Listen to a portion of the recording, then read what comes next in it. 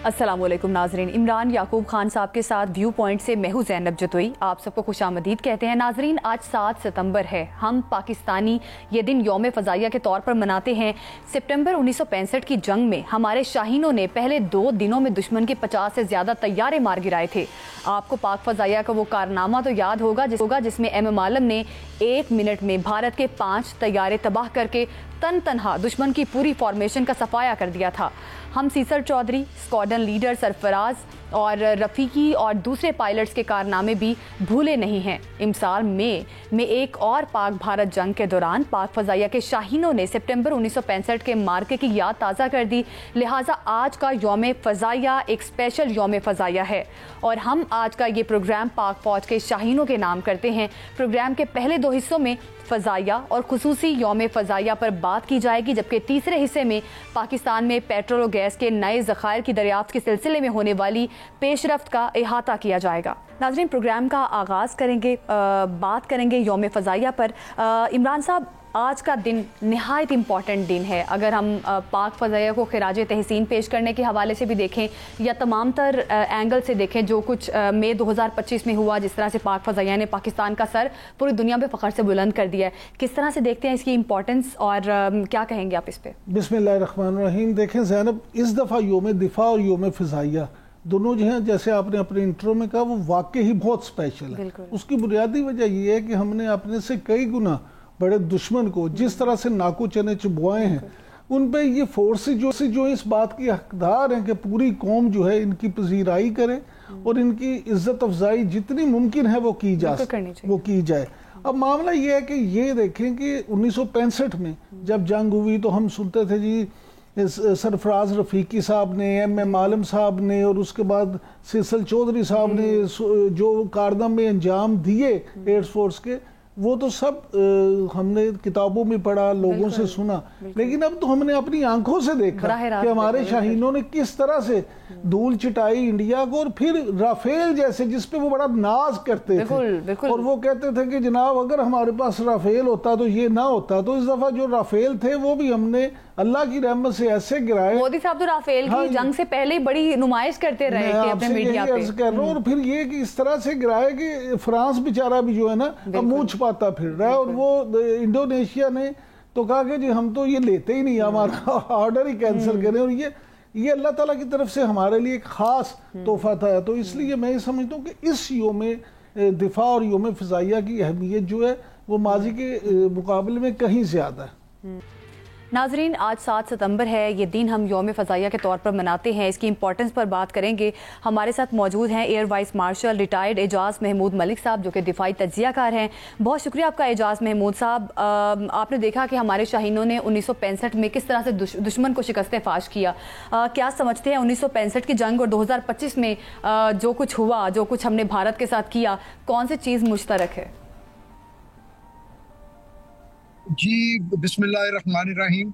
बहुत शुक्रिया, आपने आज के दिन के हवाले से मुझे मौका दिया कि मैं आपके नाजरीन से कुछ जो पुरानी यादें हैं हम वो दोहराएं और उसके साथ साथ इस अज़्म का इयादा करें कि जब भी हमारे मादरे वतन को पाक फ़ज़ाइया की ज़रूरत पड़ी, जिस तरह माजी में पाक फ़ज़ाइया के शाहीनों ने कौम के मयार पे पूरे उतरने के लिए अपनी जानों की परवाह किए बगैर उन्होंने परफॉर्म किया, इंशाअल्लाह आइंदा भी अगर किसी दुश्मन ने हमारी तरफ मैली आंख से देखा तो पाक फ़ज़ाइया के शाहीन अपने बुजुर्गों की रवायात को बुलंद रखते हुए इंशाअल्लाह कौम की तवक्कुआत पे पूरा उतरेंगे। अच्छा मलिक साहब, ये फरमाइएगा कि ज़रा थोड़ा सा हमारे नाजरीन को ना तफसील बता दें कि जिस तरह मई की जंग में हमारे शाहीनों ने इंडिया को धूल चिटाई और भारतीय जो राफेल तैयारे हैं उसमें दूसरे तैयारे गिराए, तो इस पर थोड़ी सी ज़रा रोशनी डाल दें। देखिए जी, ये जो जंग शुरू हुई, ये आपको पता है, ये पहलगाम के फॉल्स फ्लैग ऑपरेशन के बाद ये जंग शुरू हुई।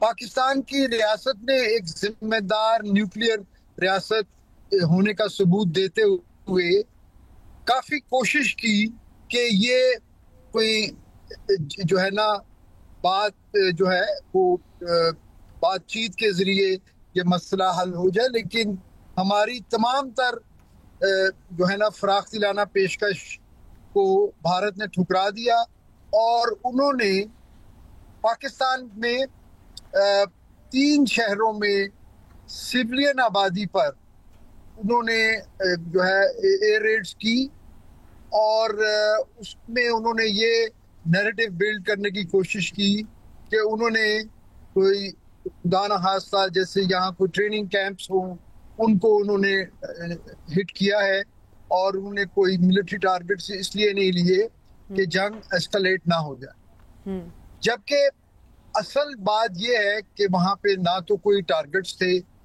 और वो भारत ने अपने एक प्लान तरीके से पाकिस्तान को जो है वो इंगेज किया और हमारी जो एयर स्पेस है उसको उन्होंने वायलेट किया। तो उसके जवाब में फिर हमारे पास कोई चॉइस नहीं थी कि हम उसके लिए अपने जो ऑपरेशनल प्लान्स हैं उनको हम एक्टिवेट ना करते। बिल्कुल, पाक फदाइया की महारत को तो पूरी दुनिया ने देखा है। बिल्कुल दुरुस्त फरमा रहे हैं आप। भारतीय हुकूमत की जानिब से इस बात पर बड़े बयानात आते हैं कि उन्होंने सीज़ फायर के लिए कोई आमादगी का इजहार नहीं किया, ना ही उन्होंने सीज़ फायर के लिए अमेरिका को कहा था। मुख्तलिफ किस्म के बयानात हम आज तक सुनते हैं। तो क्या लगता है आपको, अगर भारत जीत रहा होता तो कभी वो राजी होता जंगबंदी पर? बिल्कुल नहीं जी, बिल्कुल नहीं। ये भारत की सारी जो है हिस्ट्री आपको और आपके नाजरीन को पता है, तो ऐसा नहीं है। जब पाक फिजाइया ने जवाब दिया तो फिर पाक फिजाइया ने ना सिर्फ ये कि जो 2 बड़े वेपन सिस्टम जिसका वो बहुत ज्यादा प्रोपेगेंडा कर रहे थे और वो उसको अपना सेंटर ऑफ ग्रेविटी समझते थे, एक वो राफेल उनके एयरक्राफ्ट थे और दूसरा उनका S-400 एयर डिफेंस सिस्टम था। तो फिर पाक फिजाइया ने दोनों को हिट किया जी। मलिक साहब आज बता ही दें कि राफेल कैसे गिराए। देखिए जी, राफेल को गिराने के लिए मैं अर्ज करूं कि चूंकि भारत ने बहुत हाइप क्रिएट की हुई थी, तो हमारे जो चीफ ऑफ एयर स्टाफ हैं, एयर चीफ मार्शल बाबर, उन्होंने अपने पायलट्स को और अपने तमाम जो उनके मिशन कंट्रोलर्स थे उनको उन्होंने बड़ी क्लियर इंस्ट्रक्शंस दी कि आपने इस तरह से एंगेजमेंट करनी है कि अगर आपके पास चॉइस हो कि आपको 2 या 1 से ज़्यादा कहीं भी जहाज दूसरे मिल रहे हो और उसके बदले में आपको 1 राफेल मिले, तो आपने अपनी टारगेट शिफ्टिंग इस तरह से करनी है कि आपने दूसरे जहाज़ों को जो है वो दरगुजर करना है और राफेल पे कंसंट्रेट करना है, ताकि वो जो एलिमेंट ऑफ सरप्राइज है वो बरकरार रहे और हम मैक्सिमम राफेल जो हैं वो गिराएं।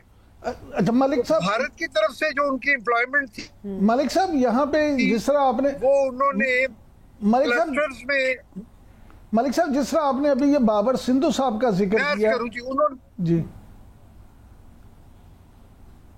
उसी तरह से सर, तो मैं बताऊं कि वो उन्होंने क्लस्टर्स में इस तरह जहाज अपने उन्होंने रखे हुए थे कि एक क्लस्टर में 1 या 2 राफेल और बाकी दूसरे जहाज थे, ताकि वो उसमें कैमोफ्लेज रहें और हम उनको शिफ्टिंग ना कर सकें।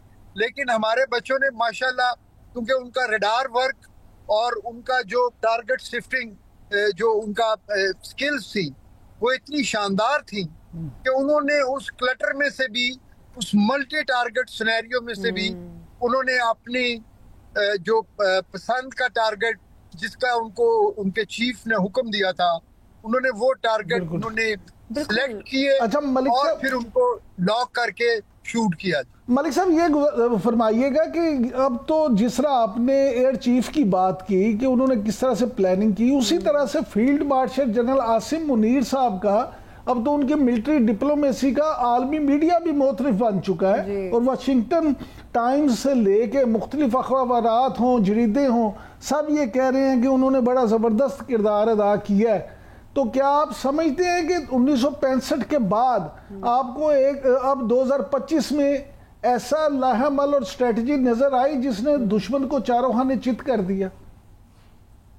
जी बिल्कुल, देखिए जी, इसमें हमारी टॉप मिलिट्री लीडरशिप को, फील्ड मार्शल साहब को यकीनन इस चीज का क्रेडिट जाता है कि उन्होंने पहले तो रिस्ट्रेन का मुजाहरा किया, क्योंकि इस चीज का एहतमाल था कि दो न्यूक्लियर ममालिक के दरमियान अगर जंग शुरू होती है और जितनी तेजी से हम एस्केलेशन लैडर्स पे जा रहे थे और भारत ने जितनी हाइप क्रिएट कर दी थी, तो इस जंग का अंजाम जो है वो इस पूरे खित्ते की तबाही की तरफ है।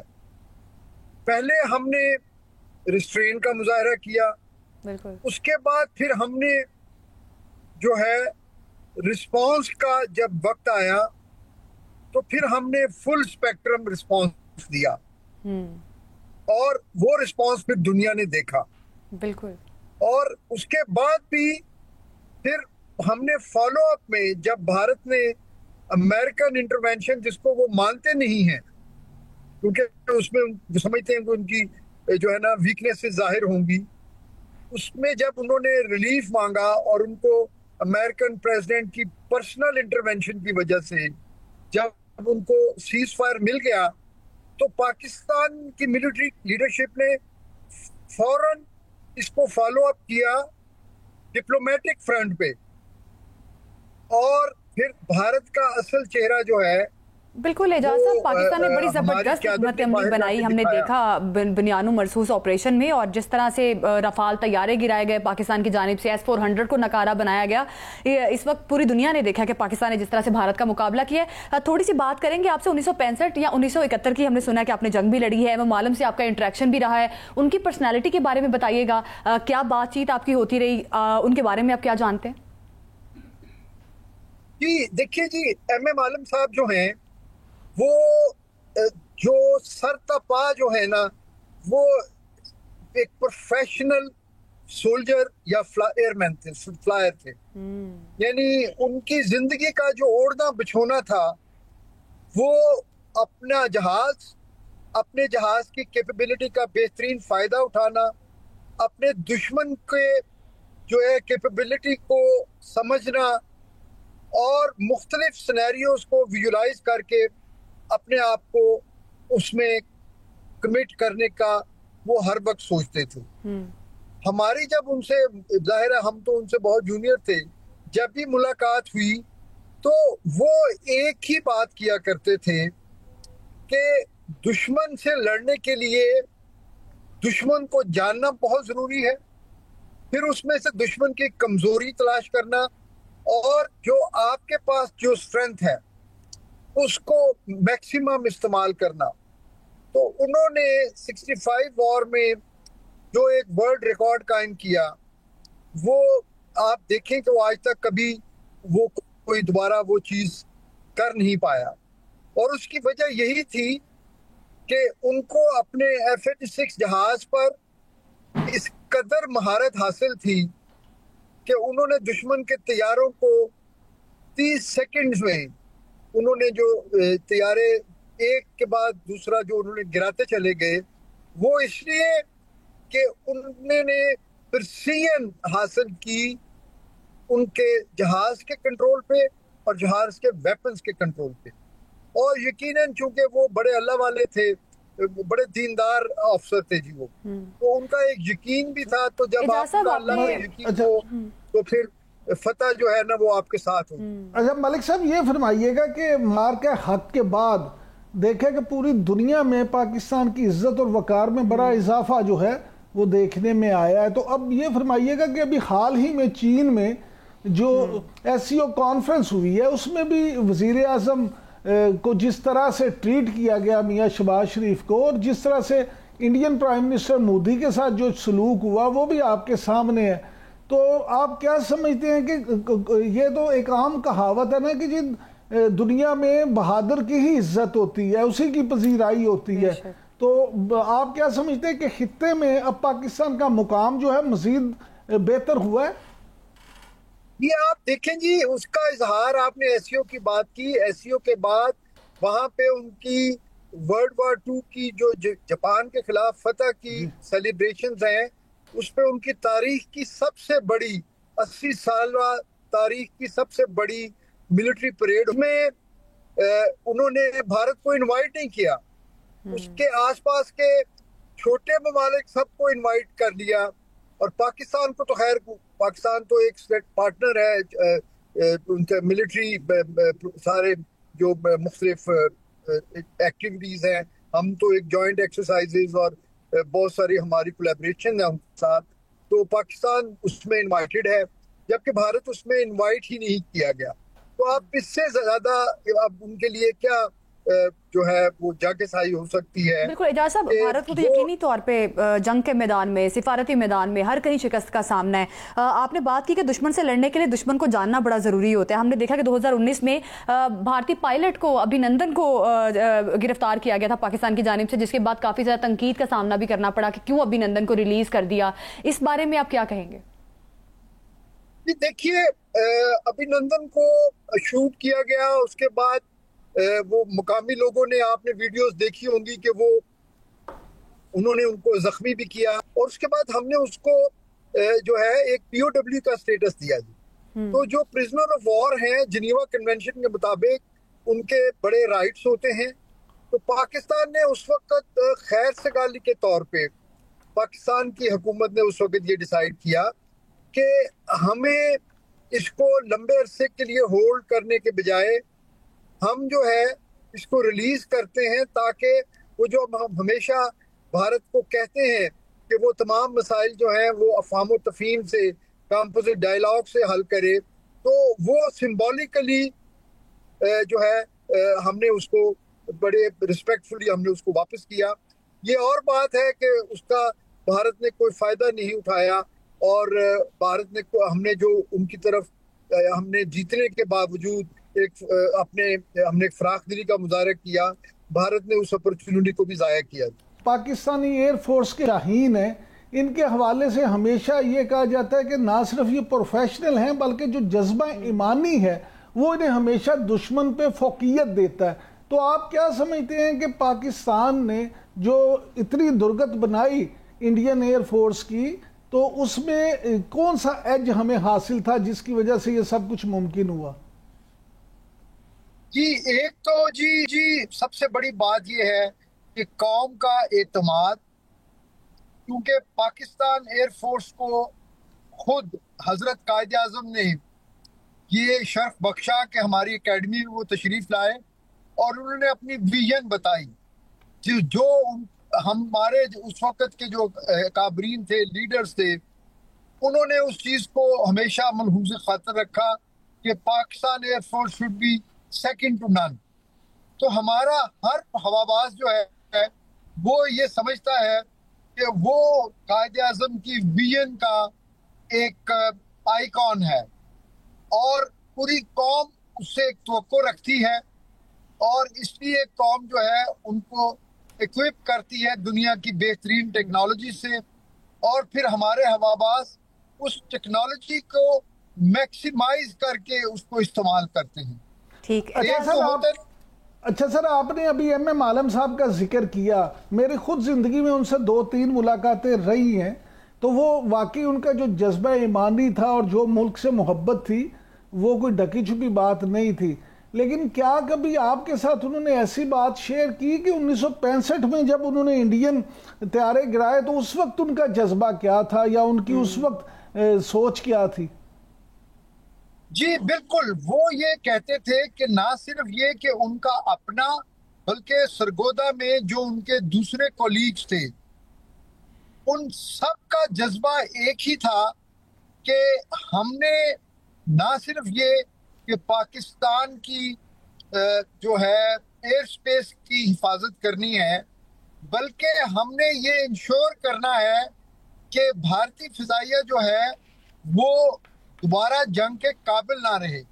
और आप देखें कि हमने उन जैसे हवाबाजों के जज्बे की वजह से, जिसमें MM आलम साहब हैं, सरफराज रफीकी साहब हैं, यूनुस हसन शहीद साहब हैं, फैसल चौधरी हैं, हमने उनकी वजह से भारत पे मुकम्मल एयर सुपीरियरिटी हासिल की और जंग के पहले 4 दिनों के बाद भारतीय फिजाइया कहीं नजर नहीं आई आसमानों में। नाज़रीन, झपटने पलटने और पलटकर झपटने वालों की बातें जारी रहेंगी, हमारे साथ ही रहिएगा।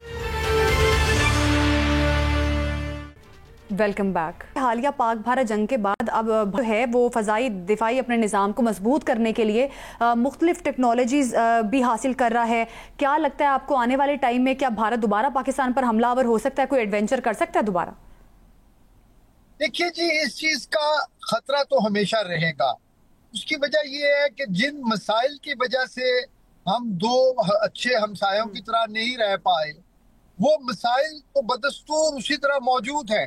मसला है कश्मीर, इंडस वाटर का मसला और भारत पाकिस्तान की सरजमीन पे टेररिज्म। जब तक भारत इन तीनों मसाइल को हल की तरफ नहीं लेके जाता, वो जो है जब भी उसको मौका मिलेगा वो पाकिस्तान पे जंग मुसल्लत करेगा। और ख़ास तौर पे जो इस वक्त वहाँ पे इंतहा पसंद क़यादत है, उनसे आप किसी खैर की उम्मीद ना रखें। यही वजह है कि हमारी तीनों मुसल्लह अफवाज जो हैं वो हमा वक्त तैयार रहती हैं कि अगर कभी भारत ने दोबारा ऐसा कोई मिस एडवेंचर किया तो वो पहले की तरह इंशाअल्लाह आप लोगों की दुआओं से उनको जो है मुंह तोड़ जवाब दिया जाएगा। अच्छा मलिक साहब, ये फरमाइएगा कि J-35 जो लड़ाका तैयारे हैं, ये पाकिस्तान का आप क्या समझते हैं कि इनकी शमूलियत के बाद पाकिस्तान का जो फिजाई दिफा है उसको आप किस नज़र से देखते हैं? जी यकीनन वो तो 5th जनरेशन स्टेल्थ एयरक्राफ्ट है और वो इस खिते में जो एयर सुपीरियरिटी या एयर पावर का बिल्कुल एक नया चैप्टर खुल जाएगा उससे। लेकिन मैं आपको यकीन दिलाऊं कि उससे कते नजर हमारी जो अपनी कैपेबिलिटी है मौजूदा इन्वेंट्री के साथ, और वो जो हम JF-17 थंडर का हर नया ब्लॉक जो बनता है वो हम मुस्तकबिल की जो सलाहियत है दुश्मन की उसको जहन में रख के उसके अंदर एवियोनिक्स और दूसरे वेपन सिस्टम हम उसमें ऐड करते जा रहे हैं। तो इसमें इंशाअल्लाह ताला अगर J-35 हमारे पास होते हैं वो तो एक बहुत अच्छी बात है इंशाअल्लाह, जिसके लिए बातचीत जो है वो चल रही है।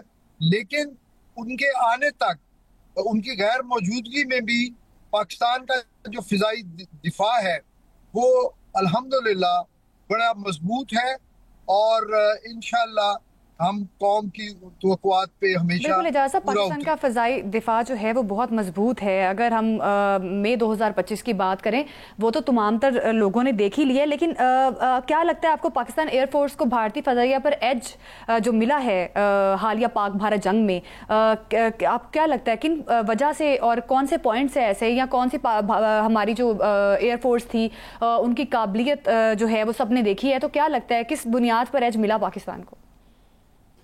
जी देखिए, इस दफा इस जंग में जो है ये पूरा एक मल्टी डोमेन ऑपरेशन ये इस खिते में पहली दफा हुआ है। बल्कि अगर मैं ये कहूँ कि 1990 के बाद जो मॉडर्न एयर पावर एप्लीकेशन है उसमें सबसे इंटेंस जो एयर एप्लीकेशन हुई है वो पहली दफा हुई है। इससे पहले जितनी भी जंगों में या जितने भी एयर कॉम्बैट्स हमने देखी वो बड़े यकतरफा किस्म के कॉन्टेस्ट थे, जिसमें अमेरिकन फोर्सेस जो हैं वो दुनिया के बेहतरीन इक्विपमेंट के साथ और अपने बहुत सारे कोलिशन पार्टनर्स के साथ मिलके अपने से कहीं कमजोर मुल्कों के खिलाफ जिनकी फिजाइया या तो थी नहीं और अगर थी तो वो बिल्कुल मिसमैच थी। इराक को देख लें, अफगानिस्तान को देख लें, शाम को देख लें, लीबिया को देख लें। तो ये तो पहली बार हुआ कि दो बड़ी एयर फोर्सेस आपस में लड़ी, लेकिन पाकिस्तान की तरबियत बेहतर थी, पाकिस्तान की जो स्किल्स थी वो बेहतर थी और उन सब से बढ़ के ये कि जज्बा ईमानी जो है पूरी कौम की दुआएं हमारे साथ थी तो अल्लाह ताला ने हमें कामयाबी दी। अच्छा मलिक साहब, ये फरमाइएगा कि क्या आप नहीं समझते कि पाकिस्तान और चीन ने मिल के ऐसी स्ट्रेटजी इख्तियार की कि जिसने पूरी वेस्ट की टेक्नोलॉजी को उड़ा के रख दी है?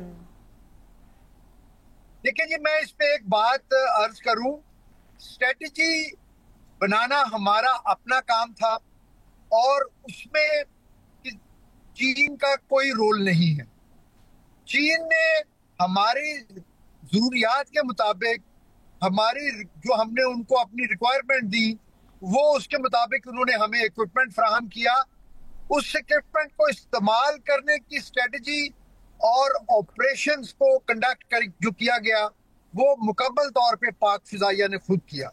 तो मेरे ख्याल में हमें इक्विपमेंट को बड़ी महारत से हमारी पाक फजाइया ने इस्तेमाल, और हालिया पाक भारत जंग में दुश्मन को शिकस्त का सामना करना पड़ा, जो ना सिर्फ पाकिस्तान बल्कि पूरी दुनिया ने देखा और पूरी दुनिया ने पाकिस्तान के इस जज्बे की तारीफ भी की। 1965 की जंग के बाद आज 7 सितंबर के मौके पर आज हम अपना ये पूरा सेगमेंट उन शहदा को डेडिकेट करते हैं जिन्होंने पाकिस्तान का सर फख्र से बुलंद किया, पाकिस्तान को हर फोरम पर पाकिस्तान के जज्बे को बुलंद किया। बहुत शुक्रिया आपका, हमारे साथ मौजूद थे एजाज साहब, जो हमें बता भी रहे थे कि किस तरह से पाकिस्तान ने 1965 से लेकर अब तक पाकिस्तान के जवानों ने किस तरह से पाकिस्तान के डिफेंस के लिए काम किया। और इसी के साथ अभी लेते हैं एक शॉर्ट ब्रेक, और ब्रेक के बाद बात करेंगे पाकिस्तान में तेल और गैस के ज़खायर की दरियाफ्त के नए इम्कानात क्या हैं, इस पर बात होगी। Stay with us.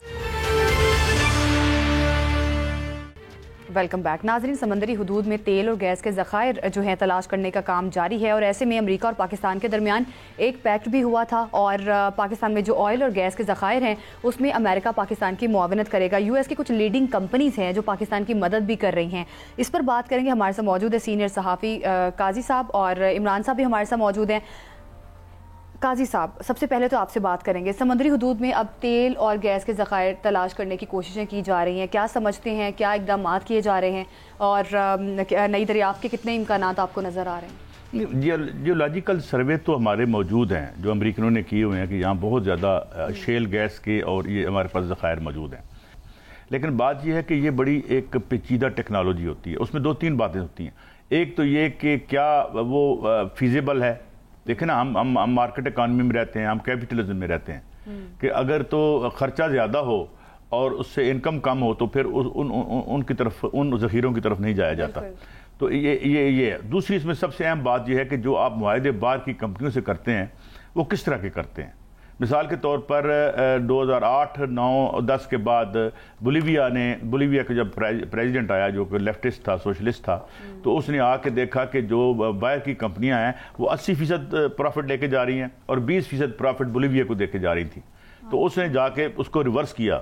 तो 2-3 बातें होंगी। एक तो ज़खायर को कितने एक्सेसिबल है, नंबर 1।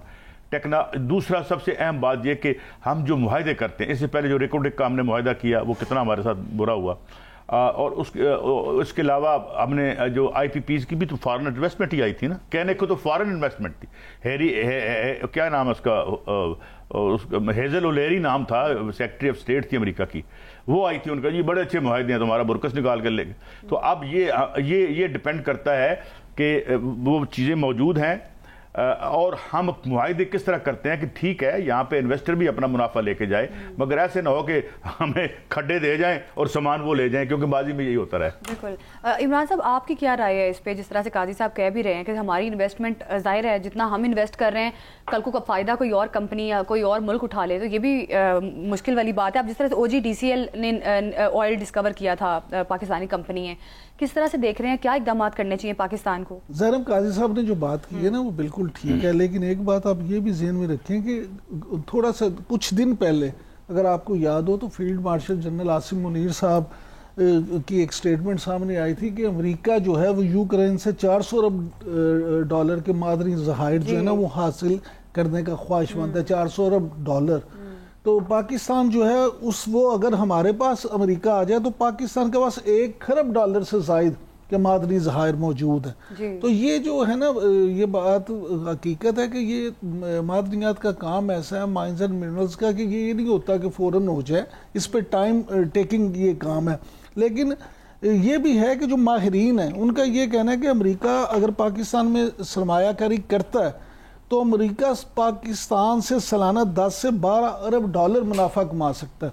और दूसरी बात कि रेकोडेक और दूसरे माजी के तजर्बों से हमने जो सबक सीखे हैं ना, अब SIFC जो है वो इस हवाले से उसने भी काफ़ी काम किया है। और काजी साहब के तो इल्म में सारी ये बात कि अब ये फैसला हो चुका है, जहाँ पे फैसला साजों ने ये फैसला किया है कि जो भी अब इंटरनेशनल ये मुआहदे किए जाएंगे वहाँ पे पहले अपना जो मफाद है, मुल्की मफाद, उसको पेश नज़र रखा जाएगा। और अब कोई भी इस तरह का मुआहदा नहीं किया जाएगा कि जो बाद में हमें फायदे की बजाय उल्टा भुगतना पड़ जाए, जैसे हमें IPPs में हुआ। हाँ जी, जैसे हमें ये जो RLNG गैस में ये किया 2014 में शायद खाकान अब्बासी साहब ने, वो $50 बिलियन का में लॉस हुआ according to doctor Farrukh Salim. बिल्कुल सही। और ये न्यूज में खबर छपी थी। और डॉक्टर फरूख सलीम साहब आपको पता है इकोनॉमी को बड़ा जबरदस्त समझते हैं, उनके जो फिगर है बिल्कुल ठीक होते हैं। काजी साहब, माजी में हमने देखा कि हमारे पास सरमाए की कमी की वजह से हम पेट्रोलियम ज़खायर तलाश ही नहीं कर सके। अब ये तो एक फैक्ट है कि हमारे पास ना तो इतना बजट है, ना हमारे पास इतने रिसोर्सेज हैं, इसमें किसी और मुल्क की मुआवनत लेना भी ज़रूरी है। अब क्या समझते हैं कि क्या ये जो हमारे पास बजट की कमी थी, वसाइल की कमी थी, अमेरिका ये कमी पूरी कर देगा? और क्या समझते हैं कि पाकिस्तानी मईशत जो है इन ज़खायर की तलाश के बाद आपको बेहतरी की तरफ गामज़न नजर आ रही है? ये वही बात है जिस तरह ये अपना इमरान याकूब साहब कह रहे थे। देखो वो वसाइल क्या हम करें, $14 बिलियन की तो हम फूड इंपोर्ट करते हैं। देखिए गाड़ियां हम इंपोर्ट डॉलरों में पैसे देते हैं ना, ये पैसों की बात नहीं है, पैसे बहुत हैं, मगर सवाल ये है कि वो पैसे कहाँ और कैसे खर्च हो रहे हैं। देखो ना कि क्या रियासत में आप मैं जो ये एक चीज़ जो यहाँ पड़ी है, ये जो पानी आप पी रहे हैं इस पे 18% आप टैक्स देते हैं तो उसको खरीदते हैं, तो वो पैसा कहाँ जाता है? 50 बिलियन जो है वो हमने रखे थे इसके लिए अपना सैलाब के लिए, और 80 बिलियन लाहौर की यानी तज़ीन व आराइश पे हमने रख दिया। तो प्रायोरिटीज क्या हैं आपकी? नहीं, लेकिन काजी साहब एक तो बहरहाल बात है ना कि हम हर साल जो तेल और गैस पे इतना ज़र मुबादला खर्च 30% आपकी इंपोर्ट का 30% है, तो अगर हमारे वाकई ही ये मिच्योर हो जाती है ये चीज़ें और वाकई यहाँ से वो ज़खायर निकल आते हैं, तो फिर आप नहीं समझते कि मुल्क जो है बहुत अच्छा होगा? मैं सिर्फ ये कह रहा हूँ कि कितने नेशनल, देखे ना इंडिया वाले थे, उन्होंने जो वायदे किए, मैं आपको छोटी सी मिसाल देता हूँ। उन्होंने कहा कि जी हम आपकी मंडी है 30-40 करोड़ बंदे की मंडी है, उन्होंने कहा जी हम यहाँ पे कार इंडस्ट्री लगाते हैं। उन्होंने कहा अच्छा जी लगाएं, नंबर 1 आप टेक्नोलॉजी ट्रांसफर करेंगे। हमारी जो कार इंडस्ट्री थी अव्वल तो है ही कोई नहीं, आज देखें जैगवर से लेके मर्सिडीज देखें आप, दुनिया की कौन सी गाड़ी है जो इंडिया में नहीं बन रही। तो बात यह है कि वो लोग कितने नेशनलिस्ट हैं, कितने ऑनेस्ट हैं। और मैं ये नहीं कहता कि वहां करप्शन नहीं हुई, राज्य की इंडिया में इंडिया की रूलिंग क्लास भी माशाल्लाह खैर बड़ी करप्ट की है, बट उन्होंने क्या किया कि उन्होंने देखो अपनी फार्मास्यूटिकल इंडस्ट्री लगाई, दुनिया में सबसे ज्यादा वैक्सीन है वो बनाते हैं, यानी वैक्सीन। वैसे इसमें भी एक कैच है, पता क्या? अच्छा। जो अमीर मुल्क होते हैं ना वो कहते हैं जड़ियाँ जो मुजिर किस्म की टेक्नोलॉजी है इन अपने ऊपर टेस्ट करके तो फिर हमें दे, लेकिन अपने बंदे मार। लेकिन काजी साहब एक यहाँ सवाल ये भी है कि जो माहिरीन हैं वो ये कहते हैं कि क्योंकि तेल और गैस के ज़खायर तलाश करने में बहुत वक्त और सरमाया लगता है, तो हमारे यहाँ क्योंकि हमारे जैसे तरक्की पजीर ममालिक मुतहम्मिल नहीं हो सकते इतना खर्चा करने के, तो अगर बाहर से कंपनीज आती हैं तो वो भी अपना एक मुनासिब हिस्सा वो भी कमाए और हम भी कमाएं। जिस तरह मैंने आपको बोलीविया की मिसाल दी कि 2080 था, उसने उलट कर दिया। बिल्कुल सही। उसने ये तमाम आपकी टोटल जो बढ़िया जो लिथियम वगैरह वहां से बहुत निकलता है, उन्होंने कहा जनाब 80 हम लेंगे, 20 रुपए आपको देंगे, और वो मान गए इस पे। अब आपको मैं बताऊं ये जो RLNG का शायद खाकान अब्बासी साहब ने मुआहिदा किया, इसका क्या नुकसान हुआ? एक तो $50 बिलियन का आपने कैपेसिटी पेमेंट कर ली, टेक और पे, एक होता टेक एंड पे, लवो ना लवो पैसे तुझे देने ही देने। उसका दूसरा नुकसान क्या हुआ कि जो हमारे हम अपने गैस क्या है निकाल ही नहीं सकते क्योंकि हमने उधर पैसे देने। सब इस वक्त ये पोजीशन है कि अपने जो गैस है वो इसलिए भी तो नहीं आपने निकाल रहे कि वो उसकी तो पेमेंट आपने करनी है, और पाकिस्तान को उतनी जरूरत भी नहीं है जितनी आपने RLNG वहां से खरीद ली। जरूरत ही नहीं है, पता ही नहीं था इनको। हाँ जी। और ये कहते थे दुनिया के बेहतर।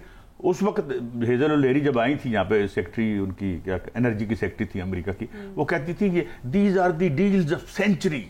ये जो IPPs थे जिन्होंने बुरकस निकाल के रख दिया, यानी एक वर्ल्ड बैंक तो ये कहता है कि 10 साल में हमें $45 बिलियन का टीका लगा।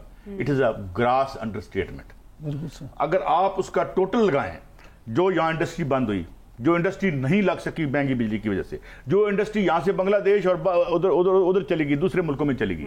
तो ये आपको मुझे ये लगता है कि मैं कंजर्वेटर, मैं नहीं कोई ऐसी बात करना चाहता जो मुबालगे की तरफ जाए, लेकिन ये सैकड़ों अरब का हमें टीका लगा 92 के मुआहदों में, 2002 के मुआहदों में, 2016 का ये 15 का मुआहदा। यानी चीन, अरशद अब्बासी साहब मुझे बता रहे थे कि उन्होंने खुद एहसन इकबाल को कहा कि ये ना लगाएं, ये जो कोल वाला है। चाइनीज जिनके पास ठेका था उन्होंने कहा ये आपके मफाद में नहीं है, इन्हें लुवाता है। जो हमारे सुकरात आजम है, जो हमारे जो बहुत बड़े आलम फाजिल लोग हैं, क्यों भाई? इस पे एक पेपर लिखा गया, ये पेपर अरशद अब्बासी साहब ने पेपर लिखा और ये गालिबन अमेरिका के किसी अखबार में छपा भी, तो उसका कोई जवाब नहीं देता। अच्छा, अरशद अब्बासी साहब तो काजी साहब ये भी कहते हैं कि उन्होंने हर हुकूमत के साथ जब भी हुकूमत बनी उसको उन्होंने लिख पढ़ के वो चीजें पेश की कि बिना, हाँ जी, और इससे बचे और कैसे बचा जा सकता है। लेकिन वो कहते किसी हुकूमत ने उसमें कहानी नहीं धरा। उसकी क्या वजह है? उसकी वजह यह है कि देखें ना, जो वेस्टर्न इंटरेस्ट है। अब होता है यहाँ पे क्या, मैं आज आपको एक और भी बात बता दूं, ये जो हम अमृत धारा कहते हैं ना, ये जो डायरेक्ट फॉरेन इन्वेस्टमेंट, ये जिसे DFI कहते हैं, ये कोई ऐसा अमृत धारा नहीं है। रूल ऑफ थंब क्या है? $1 that comes as a DFI, it takes back around $14 to $20। Africa में बड़ी इन्वेस्टमेंट आई है। वो आपने ब्लड डायमंड्स नहीं देखे जहां से डायमंड निकलते हैं, क्या कौन कौन से मुल्क हैं? बात यह है कि जब आपके लीडर नेशनलिस्ट हो, ऑनेस्ट हो, वो हिस्टोरिकल सेंस हो, उनको ये ना हो कि यार नोटां दा पहाड़ बनाकर उत्तर पे आके फिर की कर लेना बंदा, कुछ नहीं ना होता। यही जिंदगी है जो हम गुजार रहे हैं, इतना ही पानी जो हमने पीना है, इतनी रोटी हमने खानी है, तो ये है। बताएं ना, आप 70 रुपए, 50, 60, 70 रुपए का आप यूनिट ले रहे हैं, आज पकड़ के वो हमें 15 या 20 रुपए के देते, सानू की लगे भाई? और ऊपर हमने डेमोक्रेसी का इंटरनल लेवल पे जो कोताहियां पाकिस्तान से हुई हैं उनको रिविजिट करना चाहिए। और अब ये जो तेल और गैस के ज़खायर तलाश करने के लिए पाकिस्तान ने मुख्तलिफ कंपनीज के साथ पैक्ट साइन किए हैं। अब इसका आने वाले टाइम में पाकिस्तान को क्या फ़ायदा होगा, मईशत कितनी संभलेगी, ये देखना होगा। नाज़रीन, अभी प्रोग्राम से हमें दीजिए इजाज़त, अगले हफ्ते फिर मुलाकात होगी। अल्लाह हाफिज़।